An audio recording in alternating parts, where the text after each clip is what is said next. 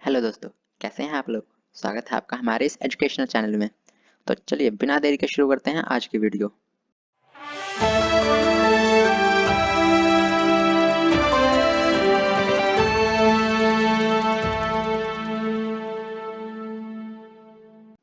तो दोस्तों, आपने हमारी पिछली वीडियो ज़रूर देखी होगी। उसमें हमने बताया था कि मार्क्सवादी और उदारवादी दृष्टिकोण क्या है। तो अगर आपने वह वीडियो नहीं देखी है तो लिंक आपको डिस्क्रिप्शन में मिल जाएगा, वहां जाके ज़रूर देखिए। और आज हम पढ़ेंगे कि राज्य के संबंध में उदारवादी और मार्क्सवादी दृष्टिकोण में अंतर क्या है। Difference between liberals and Marxism nation of state. तो देखिए, पहला अंतर है राज्य के जन्म संबंधी अंतर।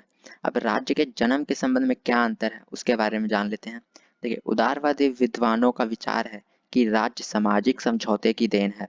राज्य के अस्तित्व में आने से पहले व्यक्ति प्रकृति के राज्य में रहता था, जिससे छुटकारा पाने के लिए एक समझौता किया गया था, जिसके परिणाम स्वरूप राज्य अस्तित्व में आया।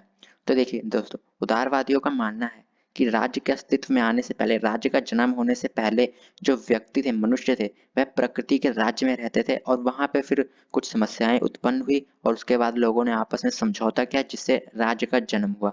यह उदारवादियों का मानना है। अब मार्क्सवादियों का क्या मानना है उसके बारे में देख लेते हैं।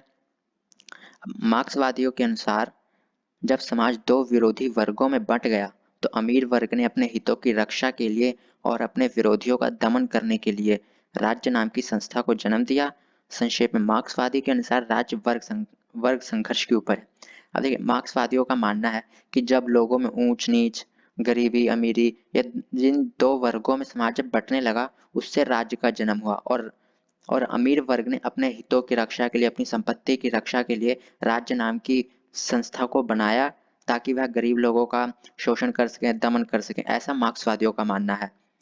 और उनका मानना है कि जो राज्य है वह वर्ग संघर्ष की उपज है। जब लोगों में वर्ग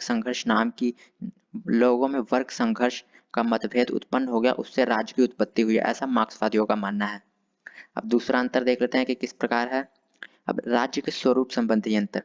अब राज्य के स्वरूप मतलब राज्य के नेचर के संबंध में क्या अंतर है। तो देखिए, अधिकतर उदारवादी राज्य को कल्याणकारी संस्था मानते हैं और उनका विचार है कि आज उस राज्य को अच्छा माना जाता है जो अधिक से अधिक लोगों का अधिक कल्याण करता है।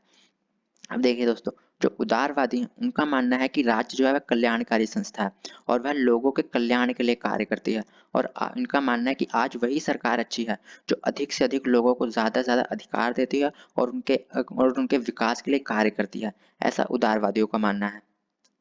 अब इसके विपरीत में मार्क्सवादी राज्य को वर्ग संगठन मानते हैं और उनका विचार है कि राज्य केवल उस वर्ग के ही हितों का ध्यान रखता है जिसके हाथों में राज्य की शक्तियां होती हैं। और पूंजीवादी राज्य में राज्य की सारी शक्तियां पूंजीपति के हाथ में ही रहती हैं।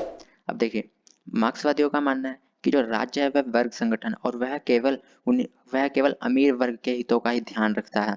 ऐसा मार्क्सवादियों का मानना है। जबकि उदारवादियों का मानना है कि राज्य कल्याणकारी संस्था और सबके विकास के लिए कार्य करती है। तो यह नेचर के बारे में अंतर हो गया। अब देखते हैं राज्य के उद्देश्य संबंधी में दोनों के अंतर क्या पाए जाते हैं दोनों विचारधाराओं में।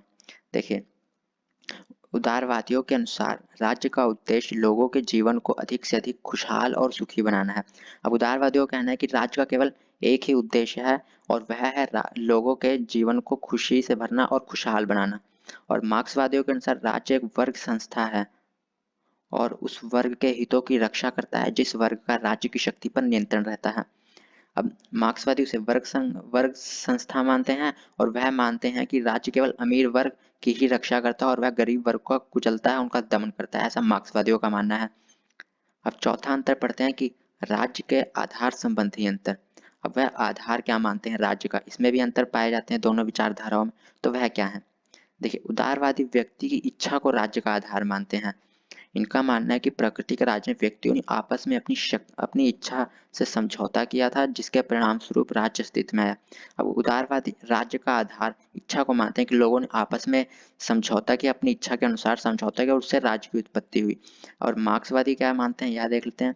मार्क्सवादी शक्ति को राज्य का आधार मानते हैं। देखिए, जो उदारवादी हैं वह इच्छा को राज्य का आधार मानते हैं, जबकि मार्क्सवादी शक्ति को राज्य का आधार मानते हैं। मार्क्सवादियों का मानना है कि शक्ति द्वारा ही राज्य कायम है और मार्क्सवादियों के अनुसार पुलिस, सेना, न्यायालय आदि न्यायालय राज्य के शक्ति के प्रतीक हैं जिनका प्रयोग शासक वर्ग द्वारा अपने विरोधियों को कुचलने के लिए किया जाता है। अब देखिए मार्क्सवादियों का मानना है कि जो राज्य का आधार है वह शक्ति है और जो राज्य है वह पुलिस, सेना और न्यायालय का प्रयोग करके गरीब लोगों का दमन करती है, इस प्रकार से शक्ति का प्रयोग करती है, ऐसा मार्क्सवादियों का मानना है। जबकि उदारवादियों का मानना है कि राज्य का आधार इच्छा है और वह लोगों ने आपस में इच्छा किया और उससे राज्य नाम की संस्था को बनाया और वह लोगों के कल्याण के लिए कार्य करती है, ऐसा उदारवादियों का मानना है।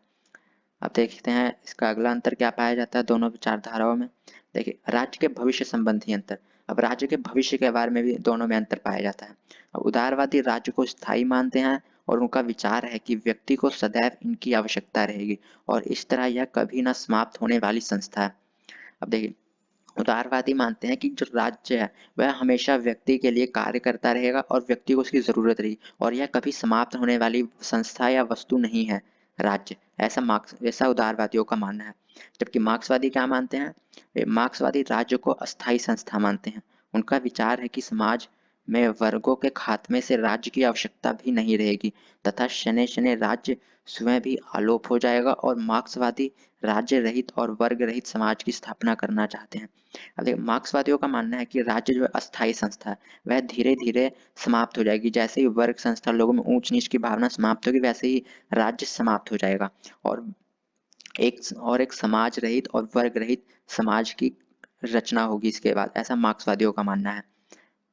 अब देखते हैं 6वां अंतर। देखिए साधनों संबंधी अंतर। अब उदारवादी क्रांतिकारी साधन अपनाए जाने का विरोध करते हैं और वे संवैधानिक साधन अपनाए जाने का समर्थन करते हैं। वे परिवर्तन लाने के लिए शांतिमय अहिंसा साधन अपनाए जाने के पक्ष में हैं। अब देखिए साधन संबंधी अंतर।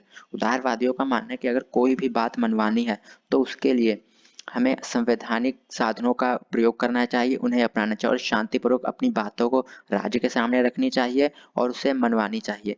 जबकि मार्क्सवादी क्रांतिकारी साधन अपनाए जाने के पक्ष में है और संवैधानिक साधन को वे पूंजीपति राज्य का छलावा मानते हैं और इसके प्रयोग द्वारा पूंजीपति गरीब लोगों का शोषण करते हैं, ऐसा मानते हैं।